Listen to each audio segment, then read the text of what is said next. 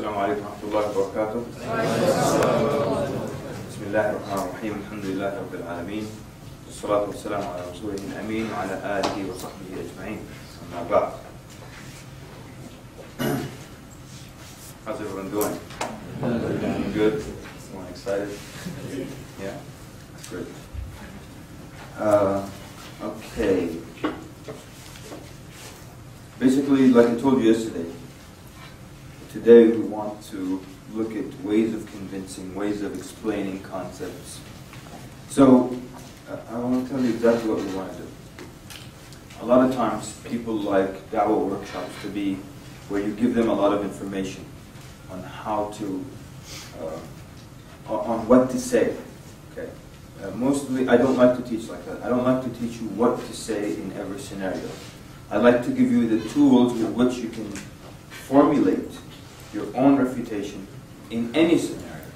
Because I can't tell you of every single scenario you'll encounter for the rest of your life. But what I can do is give you the tools by which you can fix and formulate your own responses to different scenarios, to new belief systems that you've heard and that you encounter. Just got another idea. So,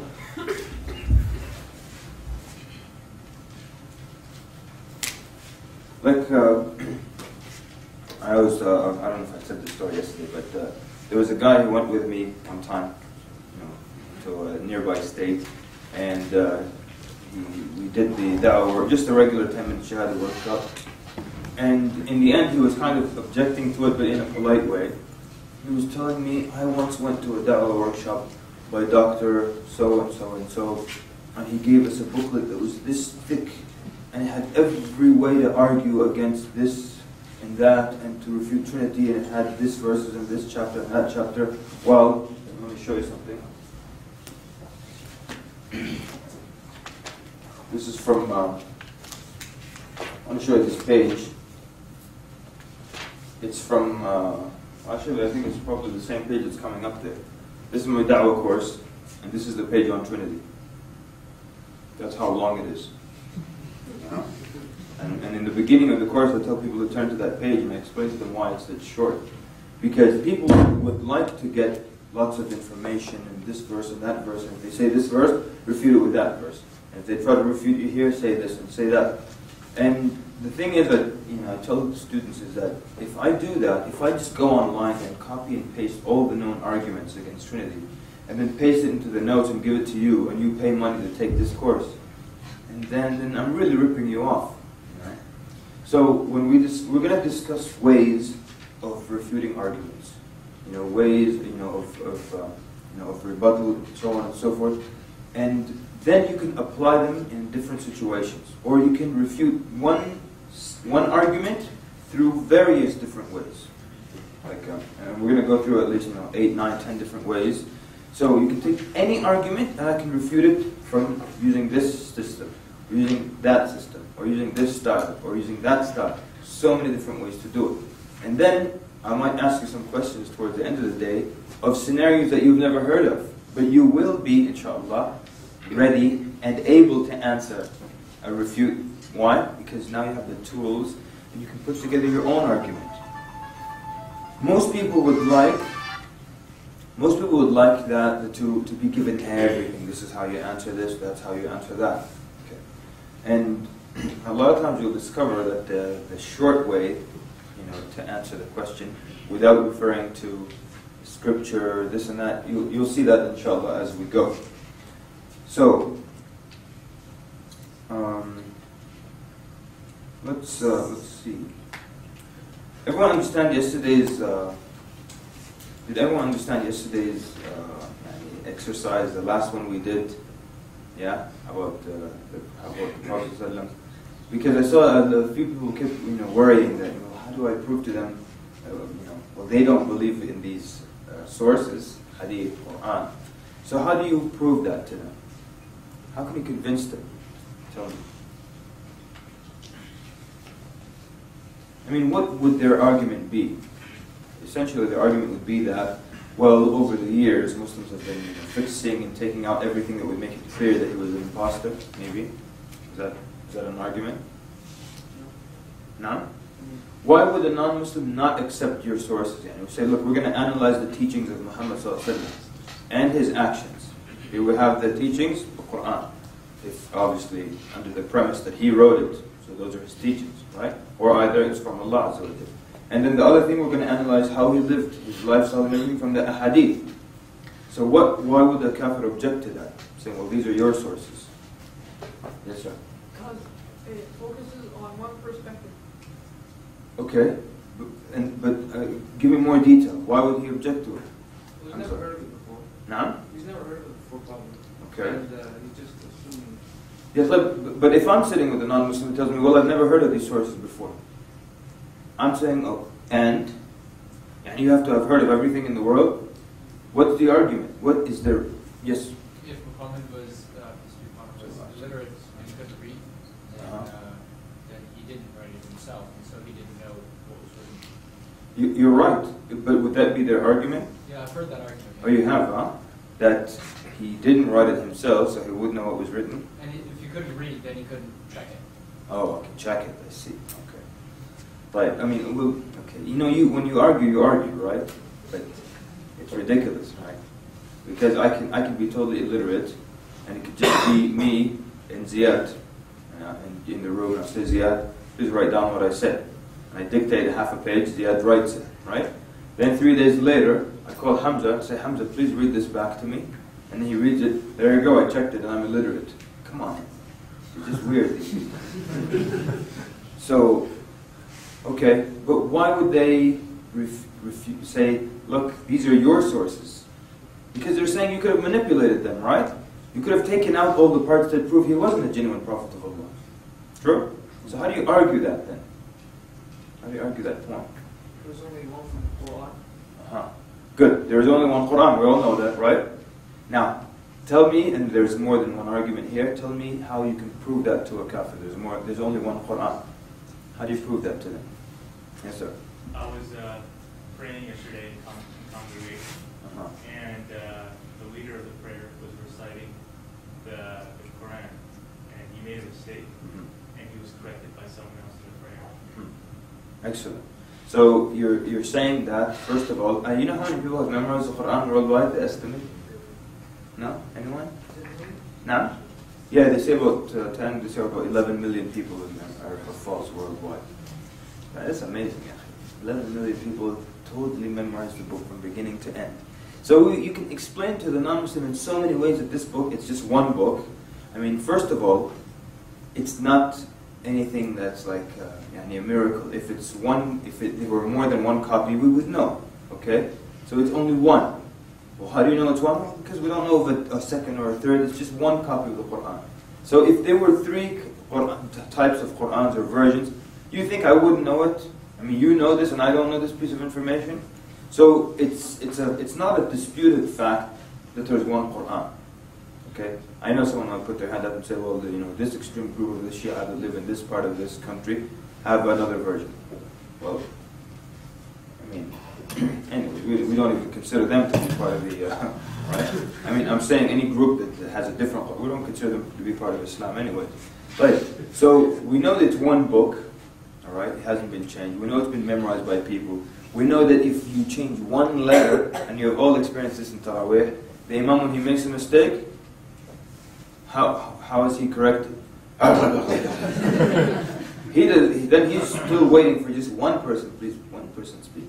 And they all say it again together. Everyone is so in a hurry to correct the Imam. It's so detectable if one word moves out of place, 11 million people will catch it.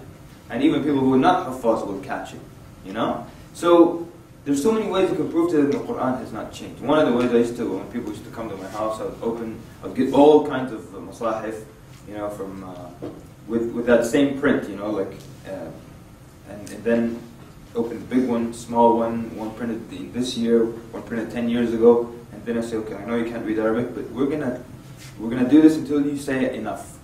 We're gonna open the same page, and you can't read numerically, the Arabic numerals, but it looks like a 24, there it is, this is the same page, yes.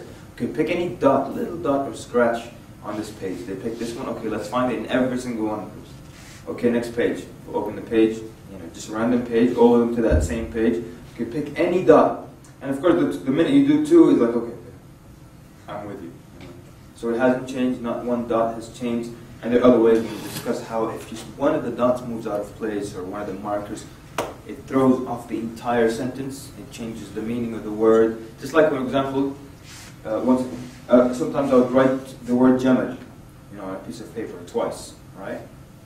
That's okay, look at that word. Is it the same word? I know you can't read Arabic. Yeah, it's the same word. Then I put a shadda on the mim. It becomes what? Jamal, which means? Yeah, like he has beautified or he has adorned something. So now from camel, we have a pronoun added, we have a verb that's in the past tense, all of that from this little marker here. So if I'm reading a sentence and instead of getting on the camel, he has beautified, am I going to catch that or what? For sure I'm going to catch it. So the language won't allow changes and so on and so forth. So these are the teachings of Muhammad sallallahu alaihi wasallam. And if the book had changed in any way and people were allowed throughout history to change it and alter and so on and so forth, then it would be so easy, then it would be clear because now we'll see, you will see the different political trends, how every time it will change during this century, during this era, it will change, during this dynasty it will change. And we'll have probably more than one copy because, the Fatimiyin would have their copy, the Abbasids would have their copy, and the Umayyads would have their copy. And it would be just like with the Bible now. I mean, they actually have a chart that traces how the Bible came to be. And you would just see this copy, this branch, that branch. So how come you can trace your alterations of your book and we're totally oblivious to the fact that there was more than one? Anyways, yes, sister? How about people who argue about translations? Because not everybody uses them can read Arabic or understand them. Then there's very different translations sometimes of different verses. Okay. So, what if someone argues that there are different translations of the same verses? Of course, these are translations of the meanings, right? And the meanings can vary a little bit here and there. And that's not really a problem. Because, when it comes to the basic beliefs, you don't find the things that are clear in the Quran. You don't find some scholars saying this, others saying that about some of the very clear things in the Quran. But there might be a little bit of a difference of what they thought this story happened in this story, or what was the incident related to this story. That really doesn't affect the Quran being a book that's not changed. It's still a book it's one book. It hasn't been altered, it hasn't been changed or anything. Anyway, so that's how you show them. This is your the source. These are the sources that we're going to use. What about hadith? They tell you, well, what if people changed the hadith over the years and said, well, they moved away the part that he slept all night and said he prayed all night till his feet became swollen. How about that? Basically, primarily it's the same argument, And you can give them a quick rundown of how hadith was collected and that there wasn't some joke. Some Muslims think that hadith just whoever said something, they wrote it down and it became the hadith. No. So you tell them how intricate and detailed the system was. And so these are the sources that we're going to use.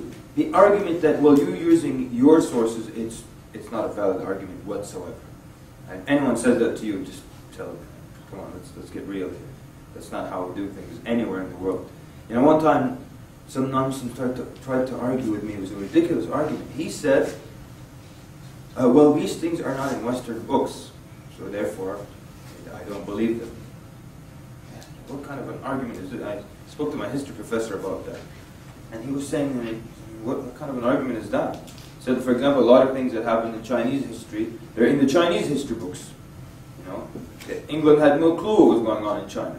So why would you expect them to be in English history books?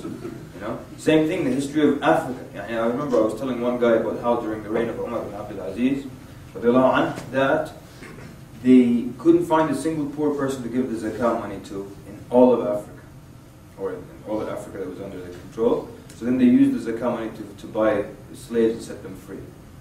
So non-Muslim said, I don't believe that. Because it's too much for him. Because here we are talking about multi-village and democracy and technology and freedom, all these things. Look at Africa today. You mean look at wealth in one part of the world and look at Africa today. So, and they think that they run the world and everything and they can't take care of Africa until now. And then the Muslims in our history, we took care of Africa. So I said, I don't believe it. Well, based on what? You know, because it's not in your books, in your sources. You don't expect it to be in your sources. And tell me the Aborigines didn't exist because in the 16th century there was nothing about them and about their history, who was their leader, or was that right? So if you don't know them, they're not there, huh? It's like when you discovered America, right? You didn't know it was there, it was not discovered. Even though there were folks living there. All right. Anyways. Shall we have some fun or shall we... Have some fun. Yes, sir? Some of the brothers, when you're talking to them, right? I don't want to mention what like firqa do they belong to. Yeah, just mention their name.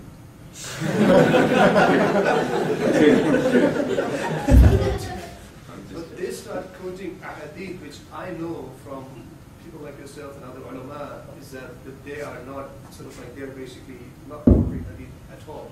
So how do you tackle them at that point then? That it's not authentic hadith? Well, they are basically completely fabricated hadith on the Ali Anhu or on the Ahlul Bayt or... Okay, I see. But actually that's one of our questions, remember? Shia Sunnah, right? So that's what we talk about, obviously. And you can feel free to mention that, it's not an issue. But it's like, you wouldn't mention a group within the Sunni. You wouldn't tell me, Ikhwan Sadis or Tabligh, that you would keep aside. But Shia, it's not a problem. You know how, have you heard the history of the sects? Yeah? Oh man, what's going on, people? Sheikh Walid was Sunni. Don't play around with Sheikh Walid. Anything Sheikh Walid, you get it, you listen to it. That's how it works. Yeah, anything Sheikh Walid, you don't fool around. You guys are aware of that, right? If you're not, you are now. Sheikh Walid Basuni, that's it. Don't get me started with Sheikh Walid. I'm serious. Sheikh Walid, that's it. I'm not kidding. I don't play around with Sheikh Walid Basuni. With all due respect to everybody else, I don't play around with Sheikh Walid. Ever. I remember one time, people don't know who they're messing with. They don't know who they're messing with. These two young kids. Who has more knowledge, Sheikh Walid or Sheikh so-and-so? That guy goes, this is the expert. They're about equal. I said, let me put your two heads together and maybe smack you or something. Something had it with you. You don't know who you're messing with. Sheikh Walid Basuni, people. Don't play around. I'm serious. I don't play around when it comes to Sheikh Walid. In North America, all you gotta do is say Sheikh Walid Basuni. And I say, yeah, that's it. You're right. That's it. Don't play around with Sheikh Walid. I don't know if I can stress that enough. So when his course comes, spend the night here. Don't come early. Spend the night here. I'm serious. When his course comes to town, you spend the night here. I'm not kidding, Akhi. You spend the night in this room. Spend the night in the room in the morning, you brush your teeth, whatever. You sit and wait. Okay. I know you think I'm exaggerating, but I'm not.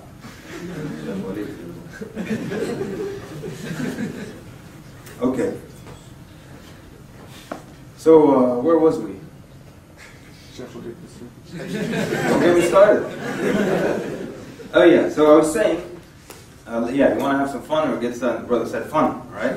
So, Ahmed, can I see the questions, Yahya?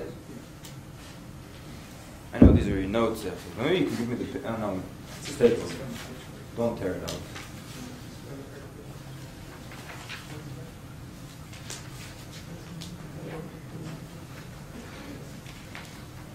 Thank you.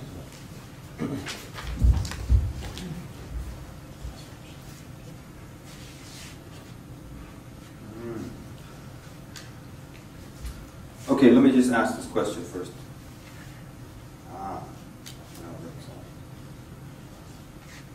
Can we get two volunteers to be partners and come down here? Oh, only one. Come on, someone else, one of the older brothers. Huh? It's not going to be that bad. We don't have another microphone, do we? No. But come all the way here. All right, so you're the Dawah team. Okay? Inshallah. So keep this mic like, don't bring it too close, just keep it like between you like that. As long as it's low on it. So you're going to tell us, we're going to ask you one of these questions, and then you, as a team, you could answer, right? So this is a non-Muslim asking you, and I think I should have warned you before what I was going to do. But feel free to just answer any way you would like, okay? I'm going to pick a nice one. Okay, I'll give you a choice. That way, you can choose between Aisha's age, or polygamy, or polygyny, or how do we know which sect in Islam is the true sect? Pick one of these. All right, great. Right. So, and then you guys can feel free to, if you have difficult questions to throw in to their explanations. Yes. Feel free. Right. So the first thing is the non-Muslim asks you, why did your Prophet ﷺ marry a young girl? Why? Yeah. Why did he marry a young girl? And that's not appropriate.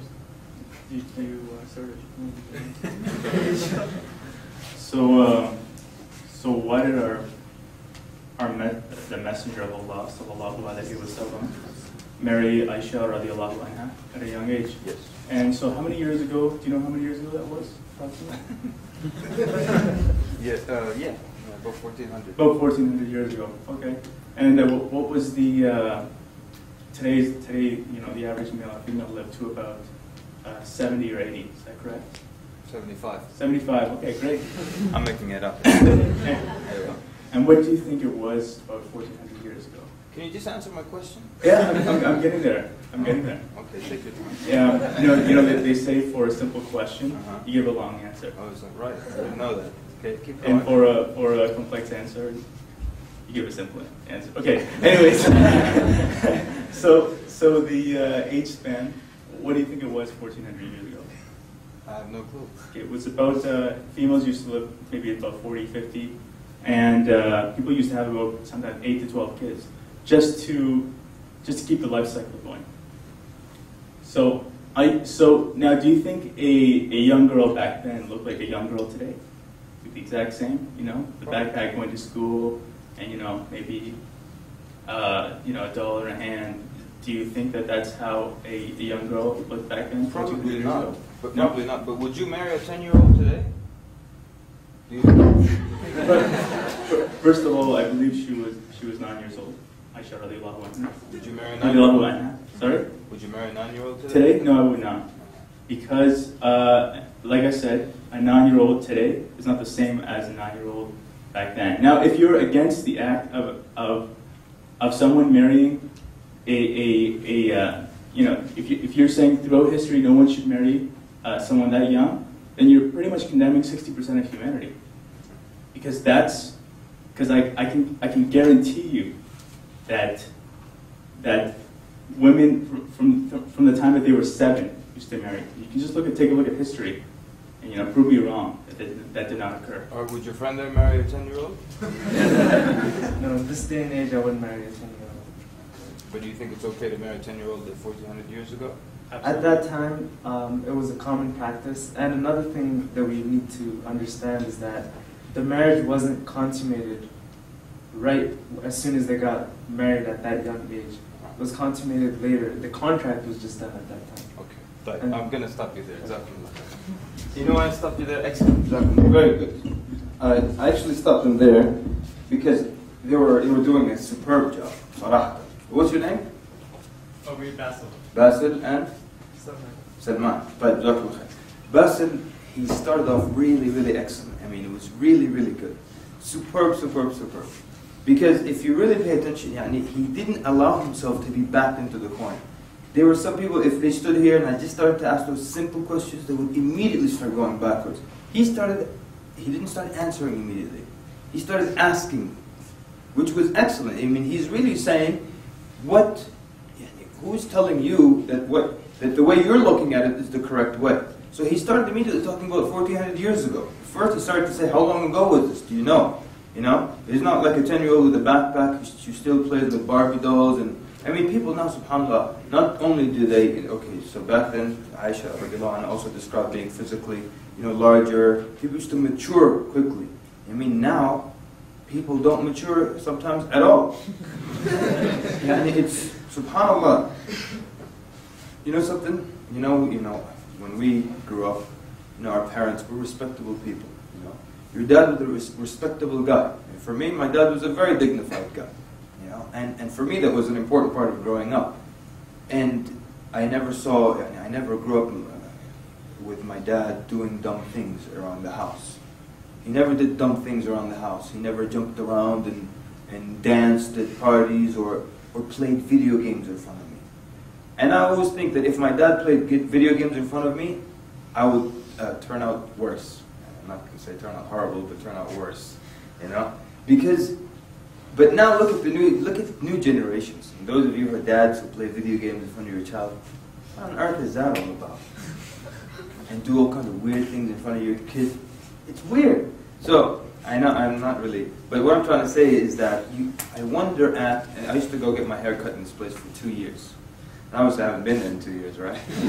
So, these guys, they were grown men, and they had children, multiple children, and every time I go get my hair cut, and they talk to each other.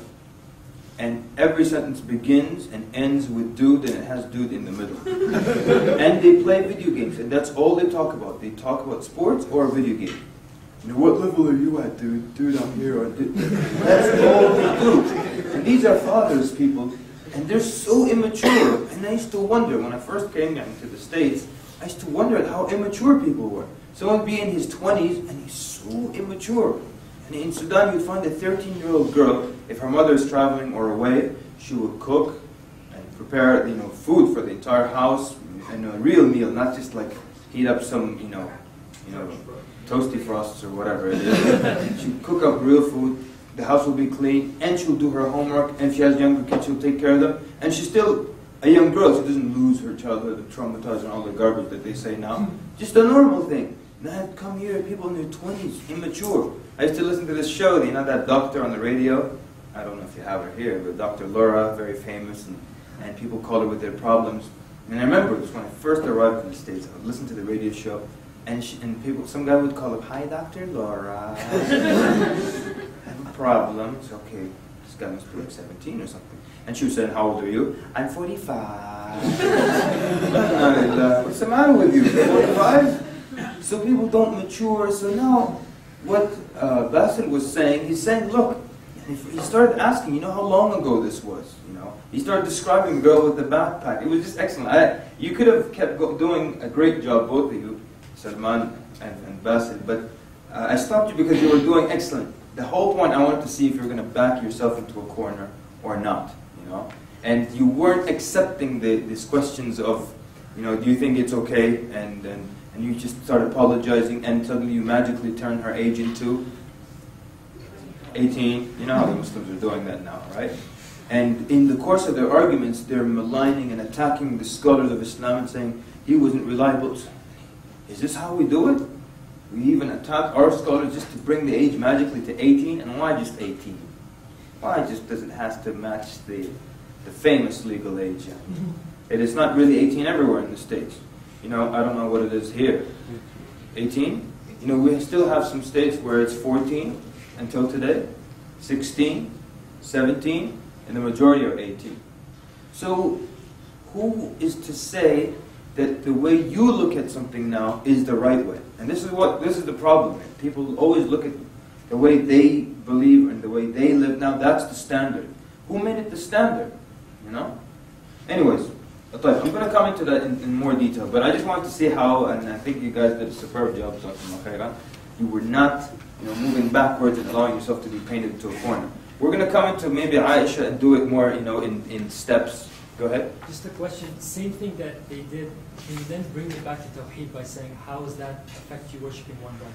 Or bring it back to yes, definitely you can bring it back to Tawheed. Remember the rule is that, your main talk is Tawheed, but what if someone has an issue that's really important to them? They need to know this issue, right? So then you address it, and then you can come back to Tawheed. Sister? I'd say what you said yesterday, that even Quraysh who said about Prophet Muhammad is mad and so on, they didn't say here Muhammad married Aisha in the age 9. This means that it was normal in this age. And even my grandmother was married when she is 12. MashaAllah. In Egypt. Excellent. So it's normal at maybe 100 years ago to marry in this age. Ahsant. Very good. Very good. Excellent. We're actually going to get, don't worry, we'll come back to these and look at the arguments for the age of Aisha, 1, 2, 3, 4, 5, like that. And then you can use any combination of them. Now, I want to do something about answering questions, and this is what I was so pleased with what Basit did. A lot of du'at think their job is to answer the non-Muslims' questions. That's it. Just like, the information booth, people come up and where do I go, get my luggage? Yeah. Where do I go, my ticket over there? That's not what your job is. And so, do not just answer questions and don't accept the premise of that question. So for example, let's take some examples. Someone will ask you, why, and this is actually here. And actually this is the way I worded it, but it was worded just like that, but from the brother who suggested it, and Ahmed wrote it down. Why, who would like to put their hand up and answer this question? Why does Allah need us to worship Him? A non-Muslim comes to you, why does Allah need us to worship Him? This was the question that was asked yesterday. Who would like to put their hand up and answer the question? Why does Allah need us to worship Him? Young man in the back? Oh, mashallah. Good man, that's it. You don't need to finish. You see what he did? He did it right, 100%. I don't care what he says after that sentence, he's right. He said, Allah doesn't need us. He was about to say to worship Him. There you go. You fix the question first, and then you explain. Don't say, because, and then you start, وَمَا خَلَقْتُ الْجِنَّ وَالْإِنسَ. No matter what you say, you're wrong. Because the non-Muslim still walks away with, Allah needs us to worship Him. And He doesn't. You fix the question first. Don't just answer. Answer. Answer. Someone asks you, can Allah create a four-sided triangle? And you start to answer immediately. I don't waste time with a question like this. I won't answer that question. Say, unless you're an idiot, the minute you have four sides, it's a rectangle or a square. There's no such thing as a four-sided triangle. What did you study? So, of course you don't really say that, right? But why would you start to answer a question like this? Or the other one about the rock. You know that one, right? It would tell you, can Allah create, or can God create a rock that is so huge that no living thing can move it? And most Muslims are, yes. And they ask them, then can God move it? And of course people say, yes. That means He can't create a rock that is so huge that no living thing can move it, because He can move it. Then suddenly the Muslims are like, what are you going to do? The problem is you put yourself in the wrong place to begin with. Don't start just answering questions. It's not your job to answer questions. The da'iyah, you guide them to the truth. You're not just there to answer questions and then they've got these little traps ready for you and you fall into the traps. So, and of course the answer to this question, I didn't get this one of the, can you repeat it? Tells you, can God create a rock that's so big that nothing can move it? No living thing can move this rock. Yes, He can create that rock. Then they ask you, can He move the rock? If you say no, that's a problem. If you say yes, He can move it, that means He can't create a rock that no one can move, because He can move it. It's just garbage. So then, and this is where do we benefit from this example? We benefit when they come and tell you, if God wanted to do something, can anyone stop Him? No. Okay, then He could have had a son. Just stop arguing. He could have had a son then. Well, who's going to stop Him from having a son? And that's why you tell them, with the rock, with the sun, tell them that Allah Azza wa Jal only does things that befit His majesty. That's it. Allah Azza wa Jal only does things that befit His majesty. And so, that's why when the non-Muslim comes to me with things like that, I'll ask them, can God lie? Can He steal? Can He murder? And of course they say no. Why not? Because He only does things that befit His majesty. So this you're talking about, picking up rocks, moving rocks, all these are human characteristics that you're giving to Allah Azza wa Jal. And Allah Azza wa Jal only does things that befit His majesty. So don't ask me about four-sided triangles. Don't ask me about all these things. These are all things that deal with human beings, you know. And you're trying to give these human qualities to God, and you're asking these kinds of questions. So Allah only does things that befit His Majesty. And it doesn't befit His Majesty to have a son, you see. So don't just get into the business of answering questions. And I think I told you the story during the Power of One conference about the guy who asked me, you know, why the Muslims grow their beards, right? I told you that one? No. Okay, I did. So basically, I mean, we were working at this company, a lot of Muslims, and this non-Muslim said to me, why do Muslims grow their beard? So again, you could answer, well, this was the way of the Prophet of Allah sallallahu alaihi wasallam, and the way of all the prophets before him. But you know what? You shouldn't be asking me that question. You shouldn't be asking me that question. So I'm not going to answer that like that just immediately. So I said, look, I understand why you're asking me that question. Why do I understand? Because everybody shaves, right? That's why I understand. Everybody shaves, so you're asking me why I grow my beard. So I said, I understand why you're asking me that question, given the environment in which we live. But the truth is, I don't grow it. It just comes out by itself. You know? I mean, I don't put manure in the morning, go and lay out in the sun a little bit, and then put some rainwater on it, whatever it is, I hope it grows. You know? It just grows by itself. I told him now, because naturally when a male reaches puberty, he develops facial hair. And I told him, right now, if you tell a child, you give a child a piece of paper, and say, draw the face of a man, the face of a woman, the child will immediately add facial hair to the man, because males develop facial hair, and it comes out by itself, naturally. So it's actually the natural thing to let your hair grow. The unnatural thing is when you insist on removing every stubble of hair every morning, you know, and then cutting yourself, and then putting the cologne, and it all burns just so you can look like that guy in the commercial. You know? So he actually said to me, you know what? He actually said this, you're right. I never thought of it like that. You should be asking me why I shave. You see? Now, you don't have to accept what I'm telling you. You can just answer the question the way you want to ask it. You know, you can say, well, our Prophet grew his beard, and he commanded us to grow our beard, and that was the way of all the prophets, and then it sets you apart from the kuffar, it sets you apart from the women, and then you obeying the command of the Prophet said that, and that's it. And that's fine. There's nothing wrong with that. But I just don't want him to be thinking in his mind that the norm and the right is what he's doing, and I'm the one doing something that's out of, you know, that's different. No, I should be asking you. You're the one doing something weird.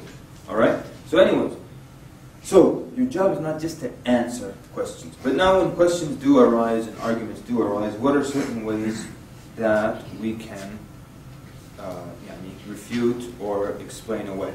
So there are a number of ways. One of the ways, of course, you know, and you've probably all done this, and we did this yesterday with the question about the war. You know, most people die because of religion, and most wars in the world are because of religion. You can refute this. One of the ways you can refute it, as we did yesterday, using facts, using statistics, right? And of course, you've all probably done this, using science to prove something related to an act of worship. You've probably mentioned some scientific or physical benefits of fasting, and so on and so forth. So one, you can use facts, you can use statistics, right? And everyone see how you can do that? Yeah? Anyone confused about that? It's very clear, right? So someone give us another example where you can use a fact or a statistic or something to prove something. Like just now we did it with the age of Aisha. We're saying, as a fact, we have in some states 14 is a legal age to get married. We use a fact here. We use some kind of, that drinking alcohol isn't harmful. So if you look at the stats that it's not harmful? Yeah. I mean the argument that it's harmful. Okay. And you look, you say, well, just one of its harms, one of its like many related harms, is like drunk driving. Like I think it was like 10 people died per week. Okay. Did you guys know that fact? 10 people die a week from drunk driving. What is this? Just here? Or? This is World North America? In the U.S. In the U.S. Okay. So now this is a fact. You see how you throw that fact in when it comes to alcohol. You can throw a bad fact to show something haram. You can throw a good fact about siyam. You can throw another fact, another example. Yes? An Albanian guy told me in Bosnia for every man there's 21 women. So if every man marries just one woman, it's going to be a problem. And even if they marry 4, there's going to be a problem. We're going to have to help them by finding people that can. That makes sense. So here's using statistics to show the Sunnah of the Prophet makes sense. Another fact. The average video gamer is 30 years old. Oh man, that's a disgusting fact. Really? 30 years old? The average video gamer is 30 years old. Ikhwan, I hate video games. It's such a problem. Grown men. Got blisters on their thumbs. Grown men. Yes, sir. Sorry, sister, I'll get to you. Yes. The average age that in some places people lose their virginity is between 14 and 13 years There old. you go. That's a fact. That's average, so there's obviously lower. Yes, that's average. So you can throw that factor when you're discussing the whole Aisha thing. Yes? I don't know the number exactly, but I can search about it.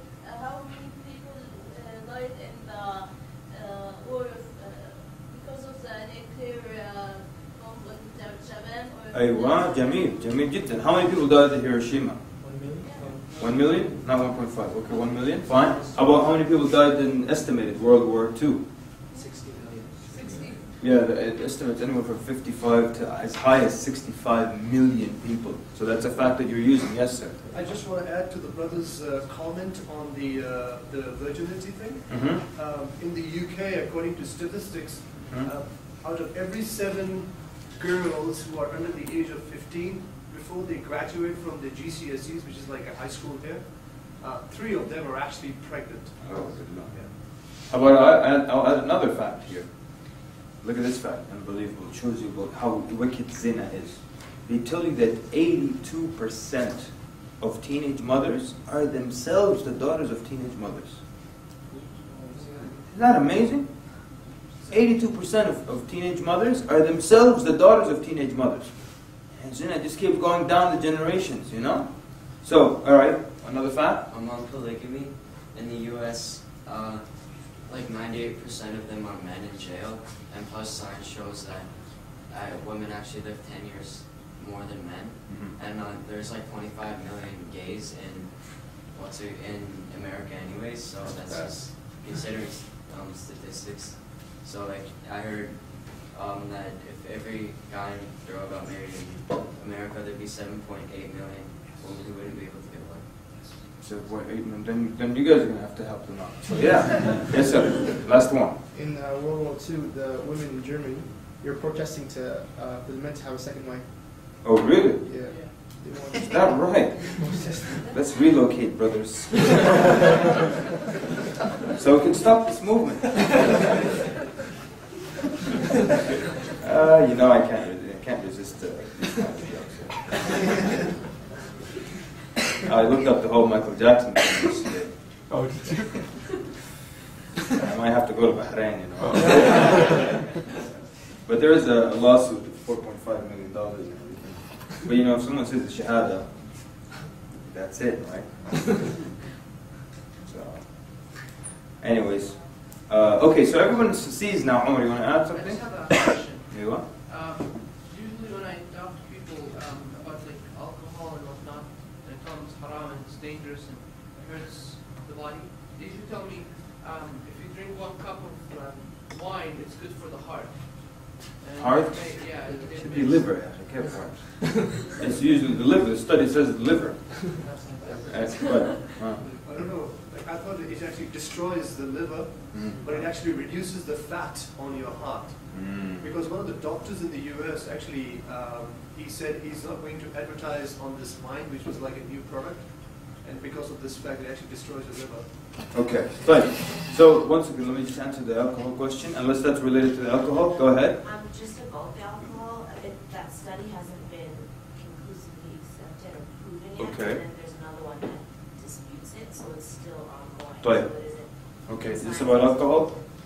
Yes, I just think it's interesting that the Quran says that there are benefits also to alcohol and to gambling. but Excellent. ways that they benefit. Thank you. So, Omar, right? So basically, when someone tells you, yeah, that the study shows that alcohol reduces fat from your eyeballs or whatever it is, so no problem. I know that because the Quran actually said that there is good and there is bad in it. See, now realistically, it's talking about wine, and there's not, the good is actually not in the alcohol. If you're talking about wine, and that study is with wine. Yeah? It studies with wine. So there are actually antioxidants in the wine, not in the alcohol itself. And so but Allah tells us that there is good and there is bad in it. But the bad outweighs the good. So if you're telling me like there's some good in it, now I might ask you worldwide, is it benefiting more livers or harming more livers? No doubt it's harming more livers. That's why Allah tells us that the bad in it outweighs the good. And then it destroys your wealth, and then it takes away your dignity and your honor and so many things. So we know that there is good. Allah told us that many years ago before your journal came out with this study. So we know it, but the bad outweighs it. So that's not a problem, you know?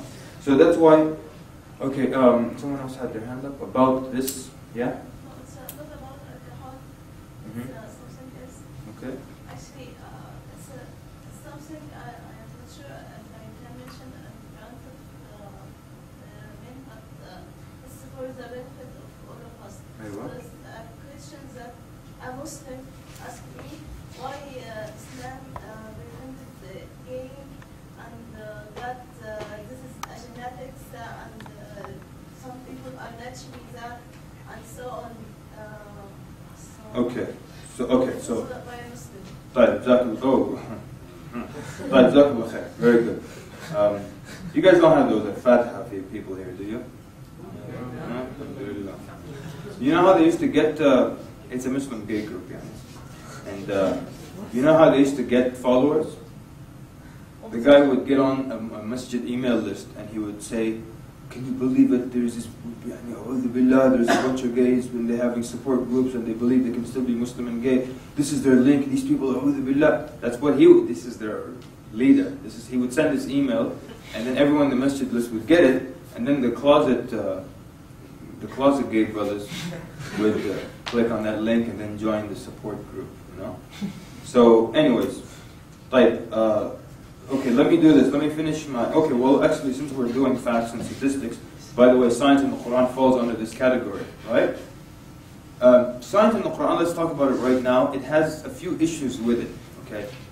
There are actually, legitimate science books in the library, not written about Islam or with the idea of Islam in mind, just written about science, that have things contradicting to all the scientific facts that are in A Brief Illustrated Guide to Understanding Islam.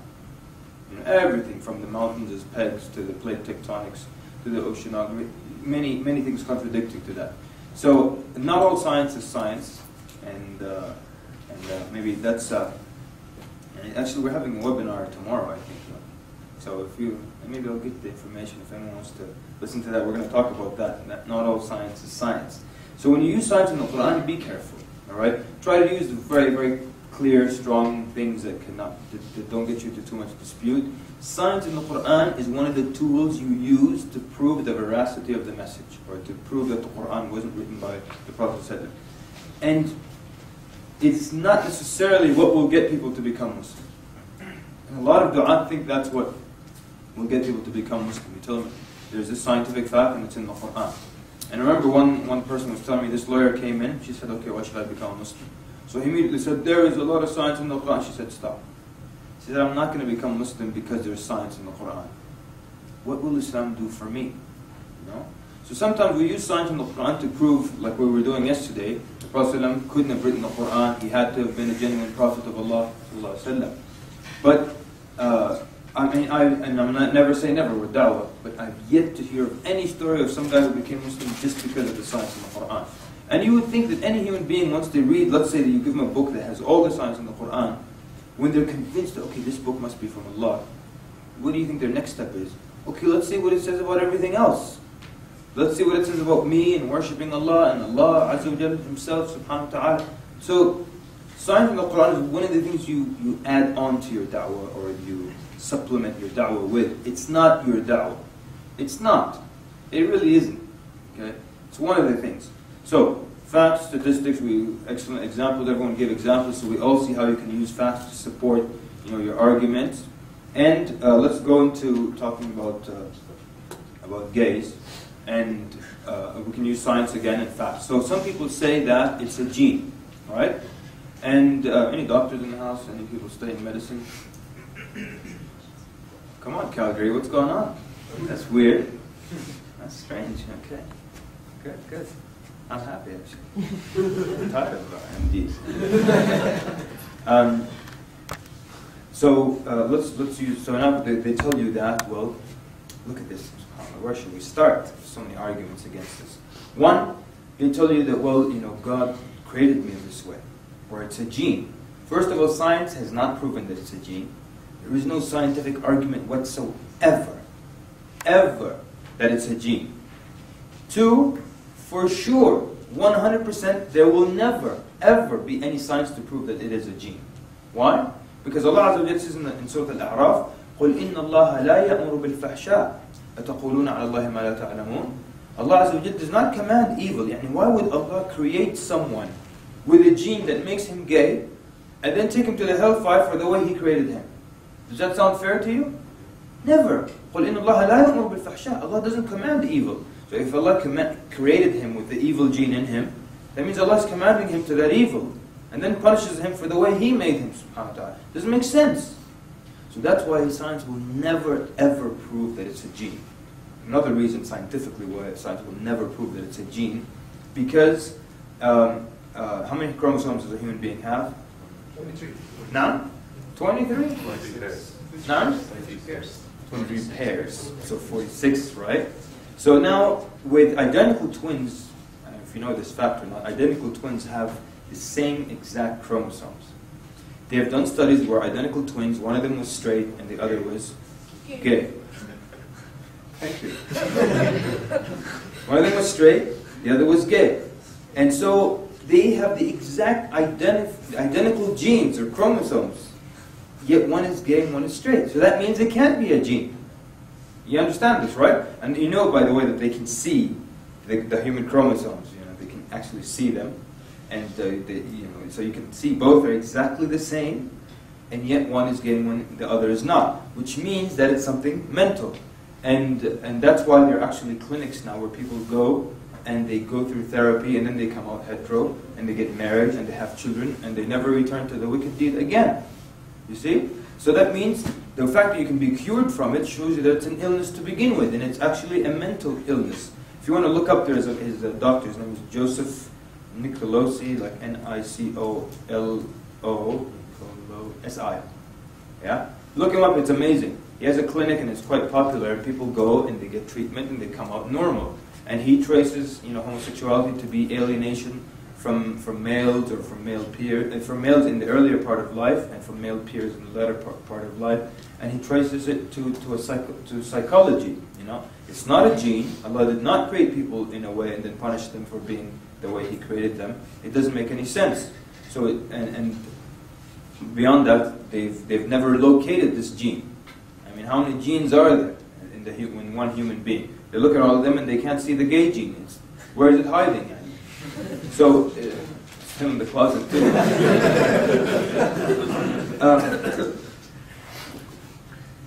There are also logical arguments against it, Logical arguments against it. Have you read the argument? They tell you, it's available in the animal kingdom. First of all, I'm still in doubt of that. I've never... Go ahead. I think it was Sheikh Bilal Phillips. He talked about those arguments that it's in the animal kingdom. It was either the animal proof or the gene proof, but he said that somebody published a paper on that and it was put in medical journals, but later on it was proven that all their research was faulty and they didn't, no one went over that research as well. But also another argument against the animal kingdom one is, let's say there are animals, let's just say there is an animal that exhibits homosexual behavior. That's one animal in the entire animal kingdom, and also there are animals that eat their young. Thank you. Those are the exact points I was coming to about Barakallahu fiik. Look, forget one animal that's gay. I don't care if there's a herd of 1,000,000 zebras who are all homos, okay?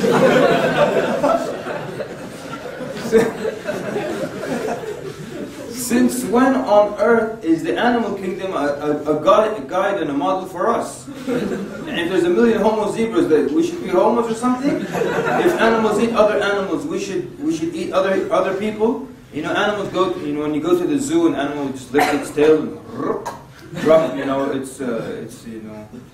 Now, do we act like, since when are animals role models for us? I don't care what they do. I mean, there hasn't been any study that has proven that. But suppose all the animals on Earth were gay. Well, first of all, they would all be dead within 30 years. No animals would exist. So just logically, no species can continue with that. You know. So, and I'm sorry, we're gonna cut it off with the gay argument here. But of course, you can look it up. Every argument has already been done. You don't need to reinvent the wheel. But I just wanted to tell you the story of when I was there. You know what a gaydar is? So, you know, your ability to detect a gay person, your radar, gaydar. So I have very, very weak gaydar. Very weak. And anyone have a strong gaydar? Yeah? My younger brother, he doesn't have to go beyond this to know that person is gay. He's got a very strong gaydar. For me, we're giving down in the street and I'm talking to this guy.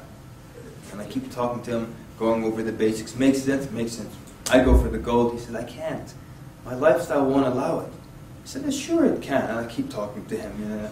Then I go for the gold again. He says, my lifestyle won't allow it. I said, no, don't worry about it, this and that. And then again I go for the gold. He says, my lifestyle won't allow it. I said, what lifestyle? I said, look, I've been doing this for years. I've been talking to people. I've never heard somebody say lifestyle. What is your lifestyle? I said, I'm gay.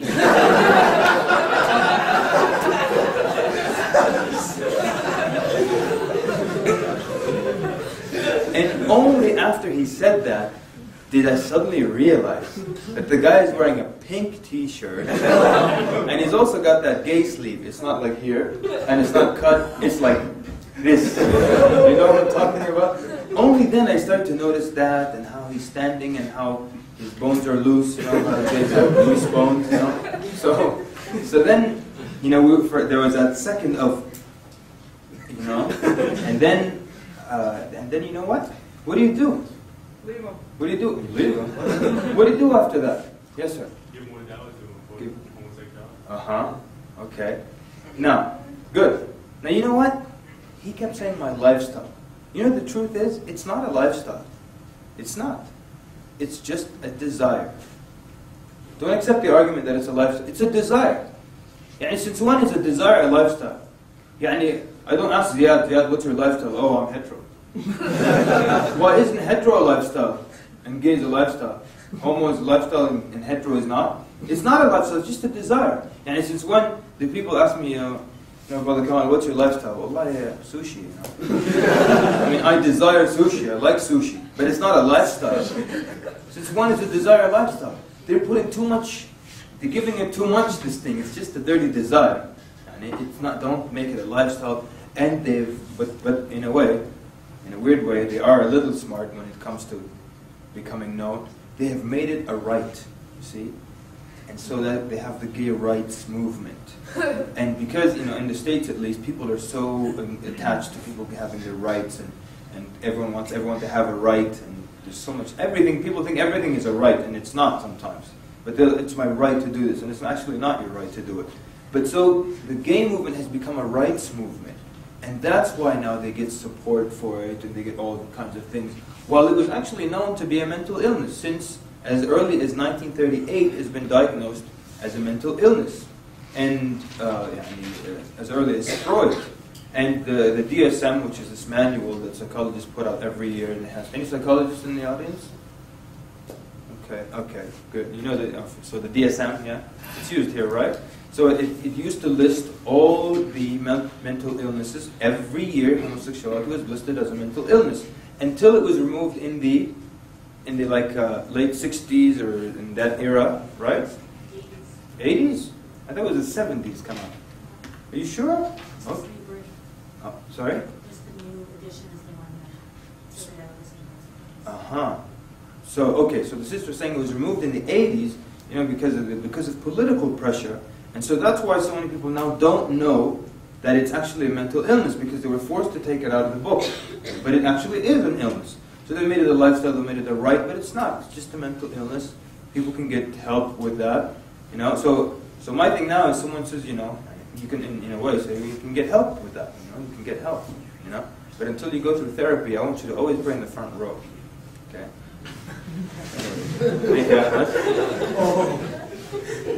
Yes, sir.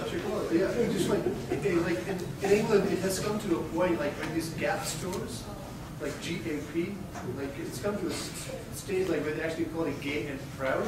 And if you look at the managers, like the people who are actually managing the stores, they're mainly of this sort as well. So really? They're like very, very pro Gap, you know. I like it. I said Gap. So خلاص we boycott Gap. All right. But anyway, so that's using facts, using statistics, using science. Sorry, sister. I don't know if someone asked about the lion or any of this issue. Should we say to them, please discuss first if Quran is written by Allah or not? And if it is written by Allah, then Allah knows the best for every human, and we will accept everything that Allah says. This is concerning the same topic?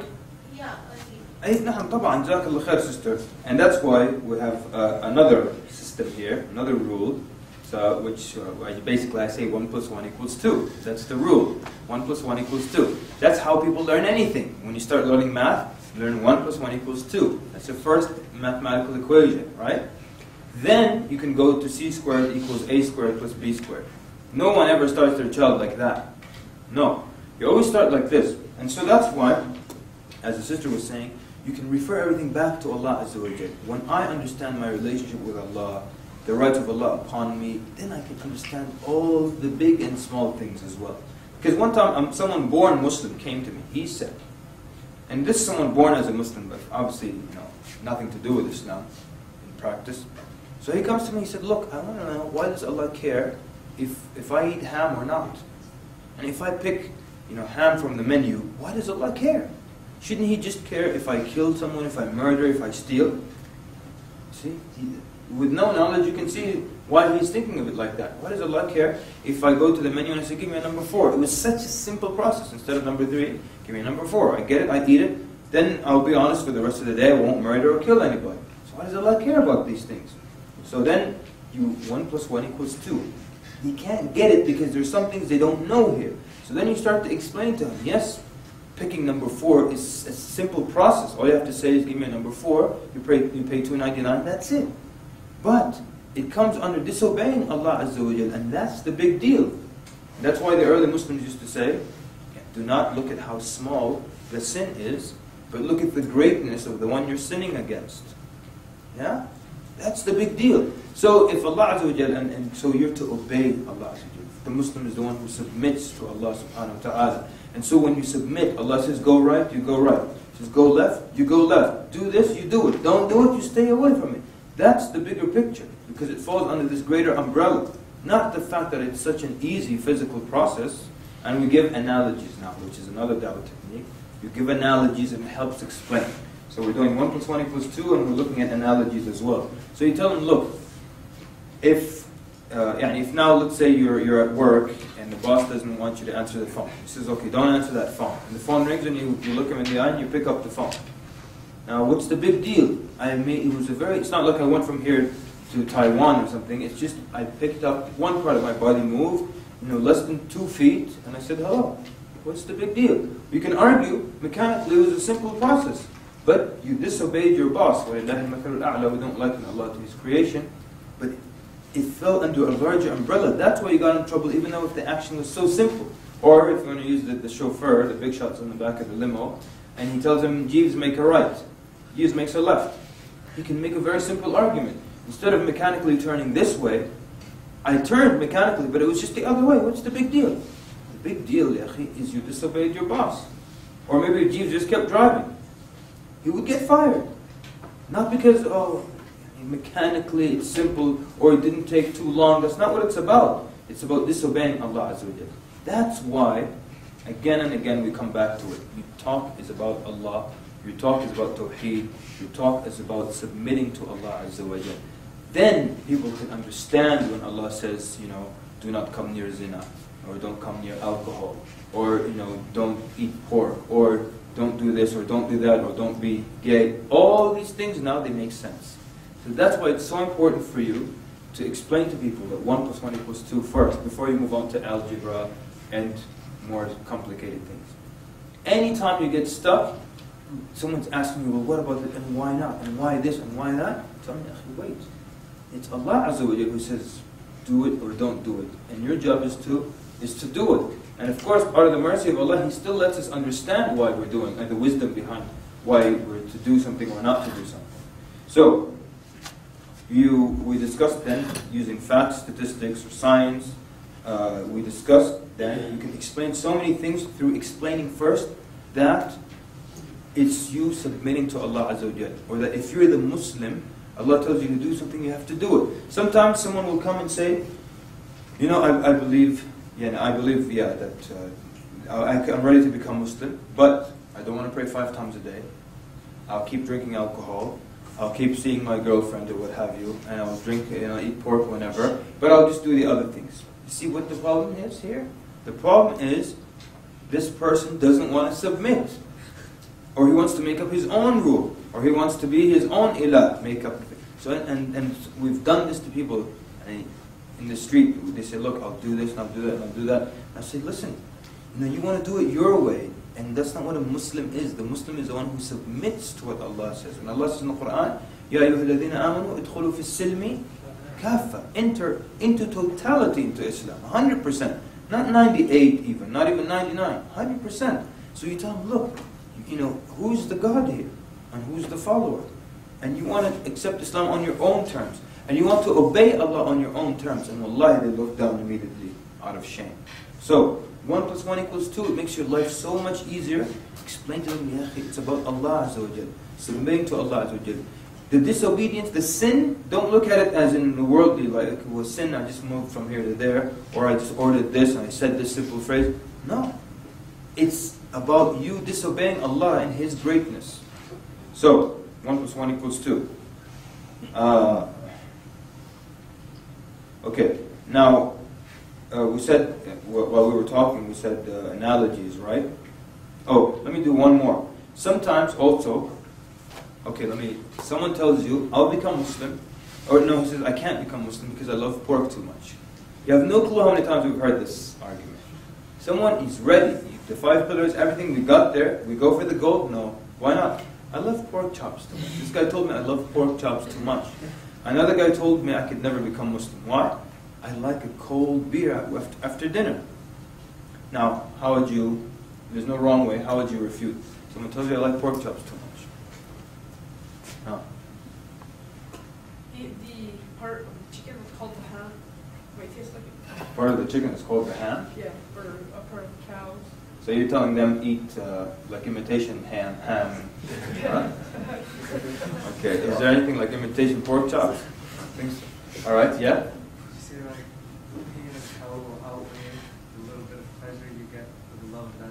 Alright, so Salman's getting hardcore here, saying he's talking about the pain of hell.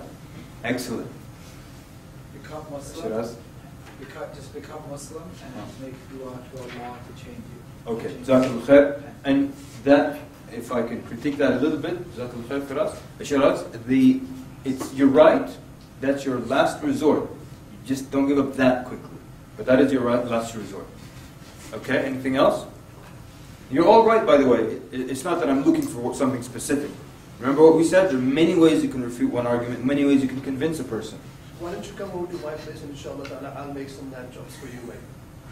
The brother's taking the cooking competition, yeah? Okay, so you're going to Iron Chef him out of pork chops, right? Okay. Tell him, hey, have you ever tried biryani? Yeah?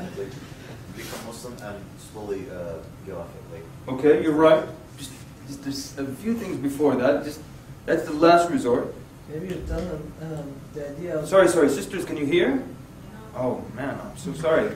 Always feel free to put your hands up and tell me. If I don't look at you, you can throw something in this direction. No? I apologize. I'll start repeating what they're saying. I'm very sorry. Maybe you can remind him the purpose of being a Muslim. You're submitting, and if you're not doing that, you're not really submitting. Okay, good. So the brother is saying you can remind him the purpose of why you're a Muslim, submitting, and if you're not doing that, you're not really submitting. Other brothers said, we'll tell them you can do it. For now, you become Muslim now, and just slowly make dua. Maybe you can stop the pork chops. What other arguments did we have? I want to repeat them for the sister. The brother said, I'll have alternatives. I'll cook some lamb chops for you. Forget pork chops. What else, sister? It's the same idea, but with freezing, you don't have to stop all the things you are doing in your life once you become a Muslim. Aywa. You will take it step by step. Hey. Like when the Muslims, Sahaba becomes a Muslim, they take it step by step. Mumtaz. And the two brothers said that, and the only thing I said is that's true that when you khalas, you cannot convince them anymore, then you say that. But let's just try a little bit more. Yes, sister?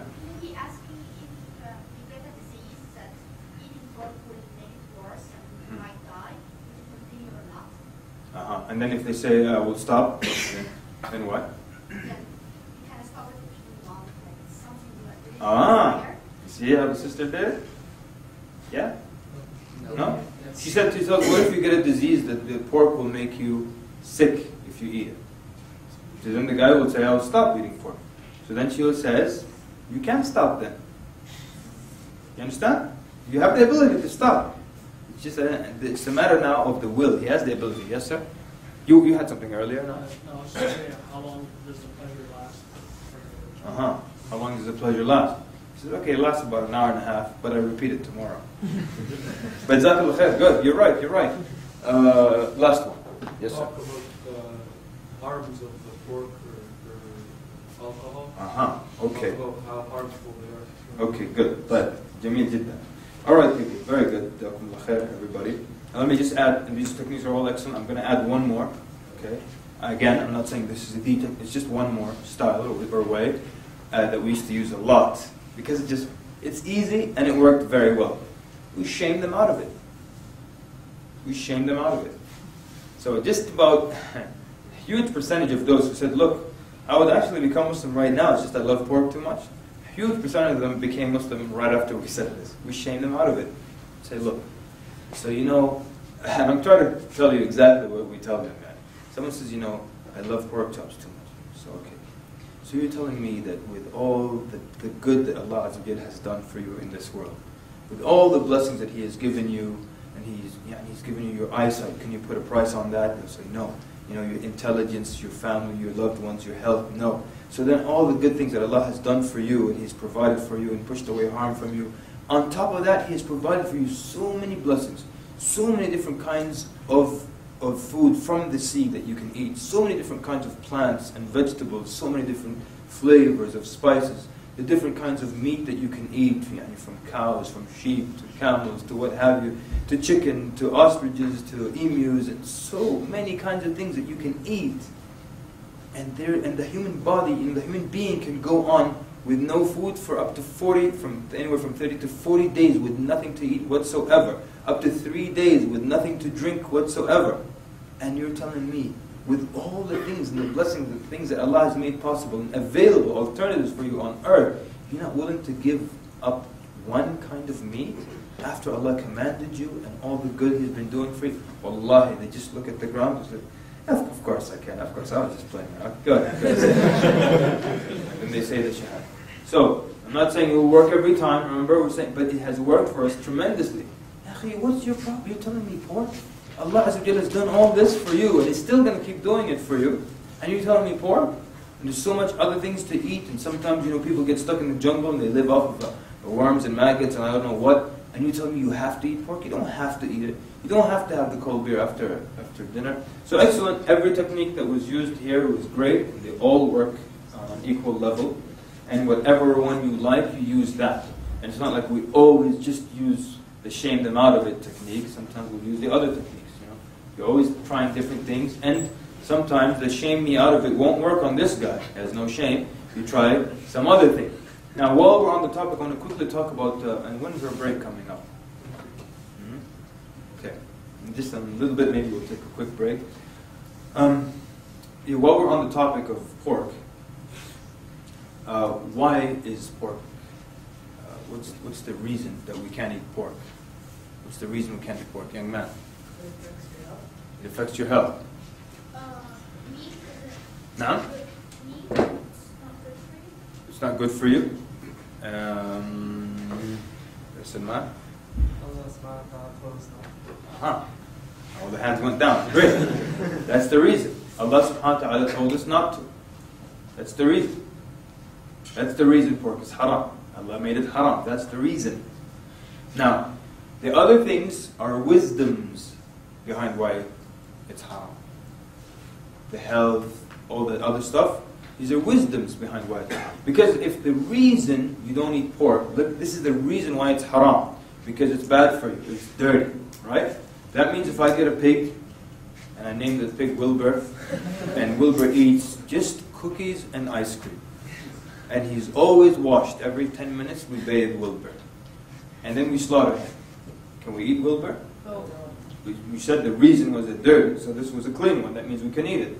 So that means the reason isn't because they're dirty or something.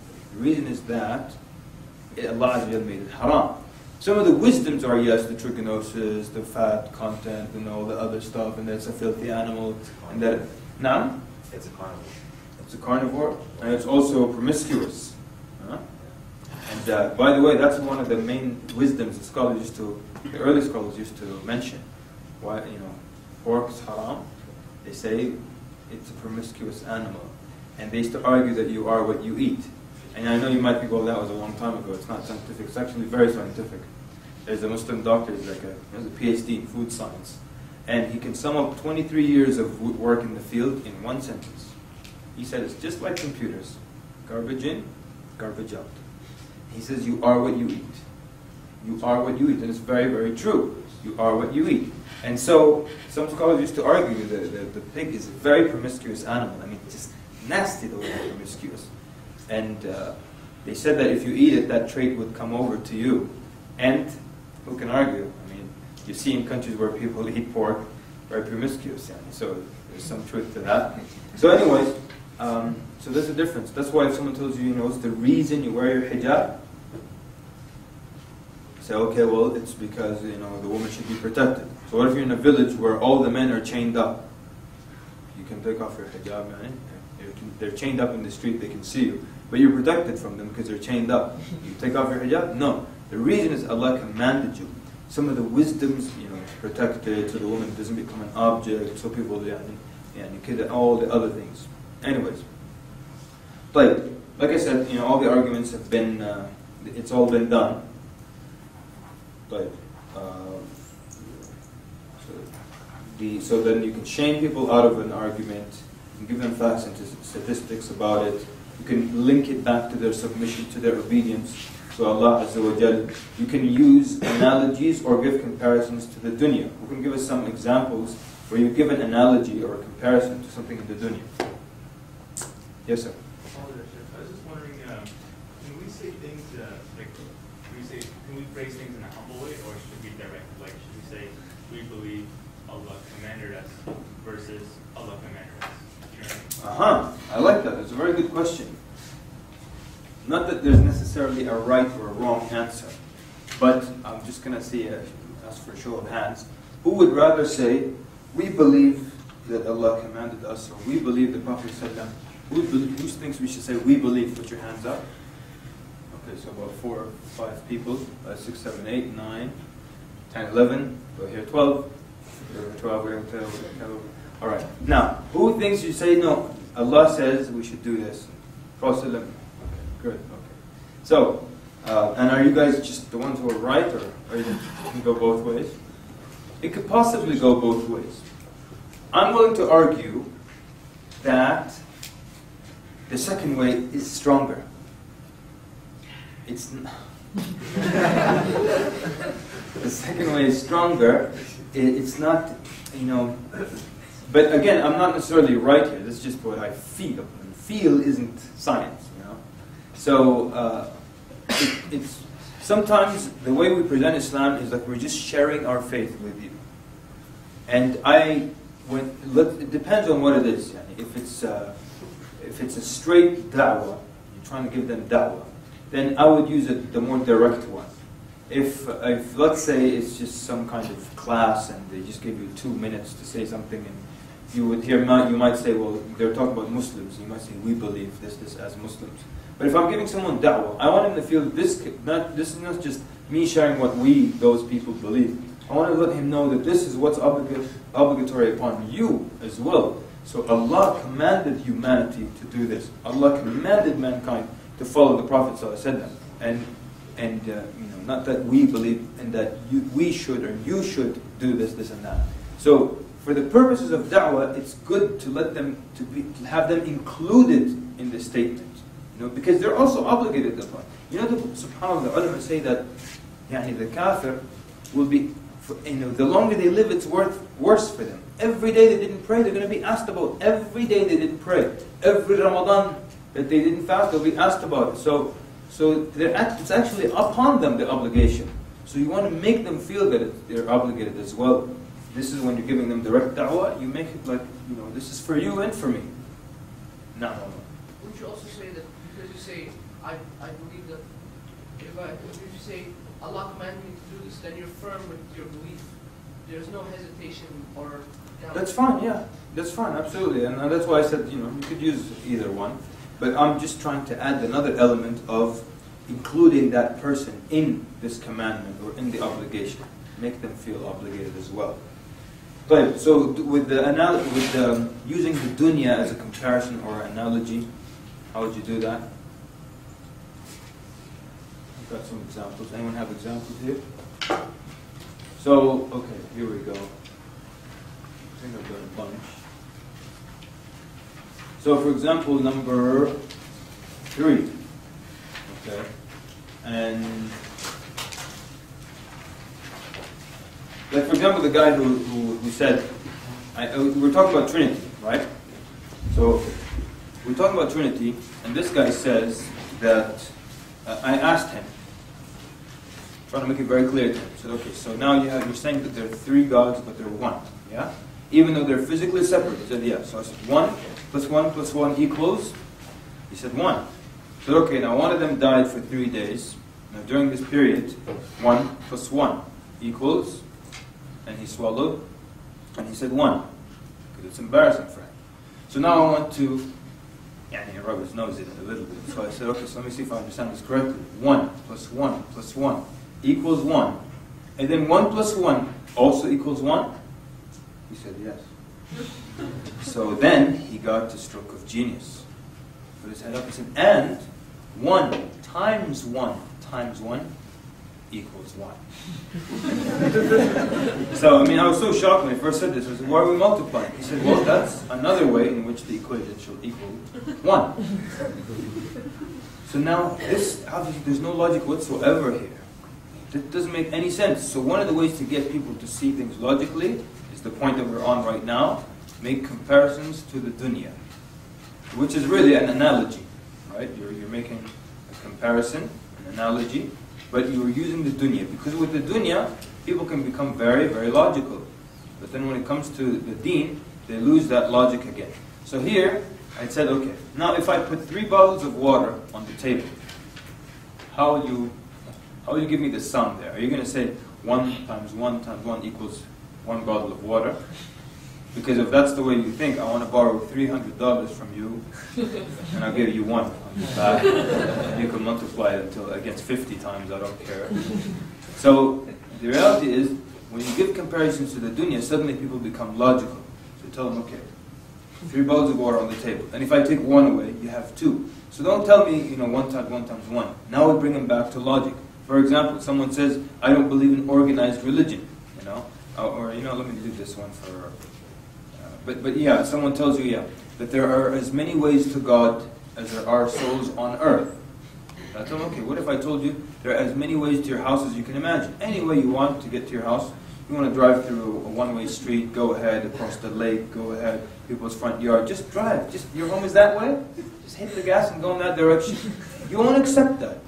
Because everything has to be organized. And even events, whatever it is you do, if it's disorganized, you don't like it. So why is it that you want your way to God to be any way that you want? This guy will do it through that, this will do it through doing this act of worship, and they'll invent things, and it'll get you there. So you give him comparisons to the dunya. And that's like number 3 there, evil. It says evil in the jar of darkness. Like sometimes someone will ask you, and let's do this, and you can answer using any technique you like. Someone asks you, why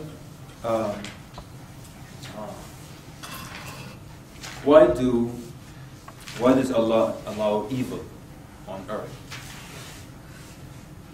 Or why do good things, or why do bad things happen to good people? I mean, if someone's good, why does a bad thing happen to a good person? So now you can, how many ways do you want to answer this? Yes, sir. Allah has various ways of testing a believer, and just because He's doing you He's doing you favors in the dunya doesn't mean that He's pleased with you. It's just a way of testing you. Okay, good. So now let's do this, just so we're very clear on this point. We're having one question. Why do, if you taking notes, write down, why do bad things happen to good people? That's the question. And then I want you to list all the different ways and techniques that you can respond to this question. Just so you can get an idea of how it's one question, but I can apply any one of these methods to answer it. So why do bad things happen to good people? Number one, our brother said that Allah is testing people. So it's a test. It's part of the test. It's a test for those people, and it's a test also for other people. Will they react? Will they assist? Will they help? And will they, become unified? All of that. So that's another way to answer it. Yes, sir. Higher the rank in paradise. Okay, so then you link it to the akhirah. So it will elevate their rank in the akhirah. It will expiate from their sins in this dunya and move them forward in the akhirah. So that's another way of explaining it. Yes, sir. This is bad according to you, but it doesn't have to be bad according to Allah or according to. So now you're looking at the infinite wisdom of Allah Azza wa Jal. Something happens to you now and it seems like a bad thing, and years later you see that it's a good thing. I'm sure everyone in this room can think of something like that. It was bad at that time, but later on it was good. Yes, sir. That was 3. For life to be fair, you should have the same number of years of misery as you do of happiness. Okay. It's a bit too much. We don't want the same, yeah? But okay. So you're talking about how it makes life fair, it makes life balanced, that if, like the argument, if you didn't experience the bad, you wouldn't really enjoy the good as much, so you can use that. That's number 4. Yes, sir. What if nothing bad happened to anybody? Everything was perfect. Oh, I like you. He's saying, what if nothing bad happened to anybody? So now he's responding by asking and getting them to think about the question. That's another technique now. Very good. Or it's similar to another technique that we're going to come to, and I'm just going to mention it here, using the flip side of the argument. The flip side of the argument. Flip the argument around. Yes, sir? In life, if you want to get a career, you have to go through school, you have to go through training, you have to go through these hardships and tests. Mm-hmm. So if you are trying to get into heaven, don't you think you have to go through the same training Excellent. tests? Right. Sorry, sisters, can you hear? I'm so sorry. So he said, in life, and brothers, let's do this also. Raise your voices a little, okay? Or a lot, okay? Try to remember that, so the sisters can hear also. So he's saying that in life, if whatever you want, you have to go through tests and training, and you want a degree, you go through the difficulty. So what technique is he using? Analogies, making comparison to the dunya. Excellent. Someone else had their hand up over here. Yes, Salman. Go ahead. Maybe it's a punishment from Allah. Okay, possibly a punishment. Yeah. Why can't we just compare our difficulties with the difficulties of the pious people before us? Okay. So, all right. So you're saying, the worst could have happened. Sister in the back. You can say that. What do you mean by good people? Maybe the things that they're doing in their life is causing a problem. So it's now getting into the details a little bit. Let's define good people. Yes. Of course, that dunya must be a land of happiness. The land of infinite happiness is Excellent. paradise. You understand that? Sister saying, who said the dunya has to be the land of happiness? Land of happiness is there. Okay, sorry, I'm going to ask someone to give us the flip side of the argument. Use that technique now. The flip side of the argument. There are many ways you can flip this argument around. Flip it back on them. It gets them to think. When you flip it, it gets people to think about their question again. Flip it. You could say, why do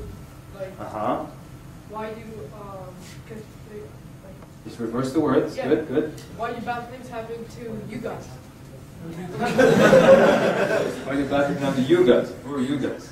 No, the question was, why do bad things happen to good people? So the reverse would be, why do good things happen to bad people? Everyone understand that? That's the flip side. Keep flipping it. We're still on flipping it, only flipping it. Why do bad? You don't have to flip the wording, but you flip the idea also. Why do good stuff happen To bad people. Jazakallah khair. Yes. Shiraz. Why wouldn't bad things happen to good people? Okay. So why wouldn't? So he's saying why not? Alright. Yeah? They ask, why is there evil? You ask them, why is there good? What difference does it make good? Okay. So now it's, we're defining words again, Omar. How can you differentiate between what is good and what is bad? Okay. It's kind of like the earlier argument. It might be bad now, but it's actually on the long term very good for you. All right, I'll add one more to that. One of the ways okay, sister? Well, can I ask, for example, do you follow every minute how many beats your heart beats? And if you said no, then when you will pay attention to that, which basically when you get illness, that gives you your heart, something like that. So you're trying to say that... And we don't follow the blessings we have. Excellent. You are blessed with. Jazakallah khair. Okay. Right, now let me ask you this. Sorry. There's one more thing, and again flipping the argument around, and you want them to think about their question, because I mean I don't accept that kind of question. Why do bad things happen to good people? So I usually, when someone asks me that question, and I'm not saying again, and I don't want you to misunderstand what I'm doing here. I just want to share a technique with you. I'm not saying that okay, you guys are done. Let me show you how you do it.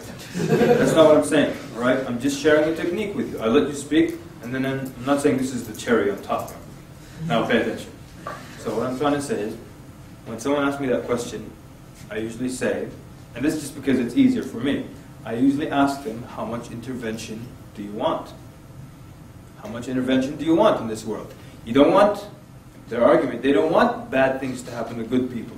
So then I tell them about a good man. He's up on his son. It's a Sunday. His family, children are playing in the garden, and he's working on the ceiling, on the roof, shingles or whatever. And then he's up on his high ladder. The ladder starts to slowly tip, and he's going to smash into the hard concrete floor in front of his family. And he's a good person by your definition, whatever definition it is, good person, whatever. He's going to fall. How much intervention do you want? You don't want bad things to happen to good people. So what do you want to happen now? Suddenly a big king-size mattress shows up underneath the guy. And posturpedic even, not just any mattress. Sleep number bed, on the softest number. So how much intervention do you want? A good person is walking down the aisle in the grocery store, he slips on the water, he's about to smash and break his bones on the hard floor. Suddenly there's a big feather pillow underneath him. Or there's a mudslide in one of the villages. And all the children shouldn't be injured because they're good, the little kids. And so, their parents, 100,000 of them, die in the mudslide. But all the children, when the rescuers come, they're like, 200,000 children sitting with the mud and just staring wide-eyed, and they're sitting there because nothing bad happened to them. Just their parents died, and now we need to find homes for all of them, and so on and so forth. So how much intervention do you want? And there's also, by the way, about the evil on earth, there is also another analogy now with the and with how Allah Azza wa Jal created, created human beings, and He gave them free will. So that's not an analogy. There's the free will thing. So sometimes people choose to do bad things to other people, and then it becomes a bad thing. But they have been given free will by Allah. That's one thing. Another thing is that also that Allah Azza wa Jal commanded us, and He taught us how the good comes. But when we choose to leave the guidance of Allah, evil occurs, and that's the analogy with the jar. So like right now, this transparent bottle here, in a room that's lit like this, if I give it to you, while the room is still lit, can you give it back to me with darkness inside it? No. Why not? Darkness is the absence of light. Jazakallah khair, brother. Ziad said darkness is the absence of light. Darkness doesn't occur in and of it by itself. It only occurs as a result of the lack of something else. When there's no light, we get darkness. So someone will tell me, if God is good, why did He create evil? Tell them, listen, Allah Azza wa Jal, He created good, and He showed us the way to good, but when we choose to not follow the light of Allah, or the guidance of Allah, we get evil. And that's why there's one time someone said, I don't understand. And I said, look, if I give you a jar, can you give it back to me full of dark or darkness? He said, no. So I said, actually he didn't say no. He said, I understand. He immediately got it. So when people don't follow the light of Allah, and they murder, and they steal, and they lie, evil occurs in the world. Allah didn't force the evil on people or make them do evil. And so, again, it's just an analogy, it's a way of clearing the... So a lot of times when people, and again, I'm not saying it's the best way, but sometimes when people ask me, well, why is there so much evil on earth if God is good and so on, and He wants good for us? But look, Allah gave us free will, He taught us the right way, and then I tell them it's like the jar. And if you don't want to use the jar, you can use cold. Cold doesn't really exist. I'm sure you as Canadians know this thing. Cold doesn't exist by itself. It only happens when something else is not there, which is heat or energy. When there's no heat and there's no energy, you get cold. And that's why there's something called absolute zero, right? Physics people? Any physics people here? Yeah? Scientists? Yeah. Absolute zero is how many degrees Celsius? Minus 273.16. Excuse me? Minus 273.16. 273.16. Okay, good. Right, so that's absolute zero because you can't get colder than that. Why not? Because that's a time when there is zero energy, or zero heat. So cold only occurs when there's no heat. So you can use these analogies to explain things to people. So, and that's why, but get to think about any way that we mentioned. I don't know how many we mentioned, like 6, 7, 8 ways of answering that question. So pick the one that you like, or pick the one that's for you that's the easiest and fastest, or get the point across. Oh, really? You tell me stop? Okay, but I think it's probably time. So what time is it? Oh, wow. We went clear to lunch, right? Lunch is 12:30 or 1? Okay, so we take a 10-minute break and then do 50 minutes to lunch? Alright, so we'll take a 10-minute break, inshallah.